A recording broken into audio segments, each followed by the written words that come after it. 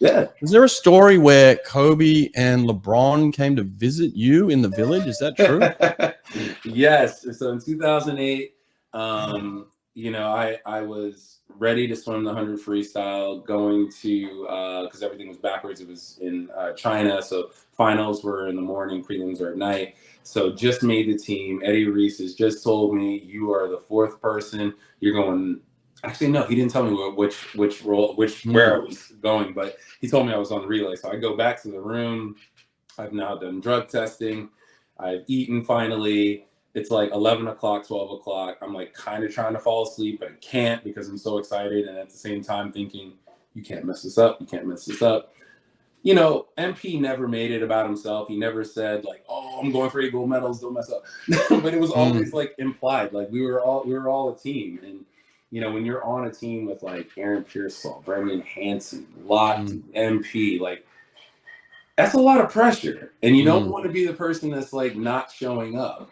And so for me, it was, I was swimming it over and over and over and over and over in my head. And I just remember the door banging and I opened the door and it was Mike. And I was like, yo, what's up? And he's like, I'm like, it's 1 a.m, man. You have so much swimming to do. Why are you still awake? And he's like, NBA guys are downstairs. Like, we got to run downstairs. And I'm like, what? So like Ryan is always my roommate. We've been roommates since 2005. So I kick him and I'm like, Ryan, he's like, what? I was like, all the NBA guys are downstairs. So we just run down the stairs and we get to see everybody there. And like, I'm shaking hands with Kobe, LeBron, D-Wade. And like, I was a basketball player growing up and along with swimming. And swimming took over probably about when I was about 13 years old. But I always paid attention. My dad, like we talked about before, checking boxes, I never saw someone that looked like me. So my dad had me looking at other sports like basketball, Michael Jordan, to say, this is what an athlete does. Like I remember to this day, the game when Jordan and Pippen was holding Jordan up and he had the fever and Gatorade ended up making a commercial about it. But I remember sitting there watching my dad being like, that's what an athlete does. He puts the team before himself. He doesn't matter how he feels. He's working for everyone else.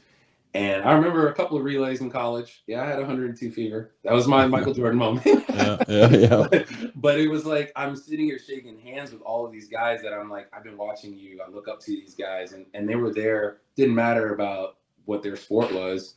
They were there to represent and to really stand behind Team USA.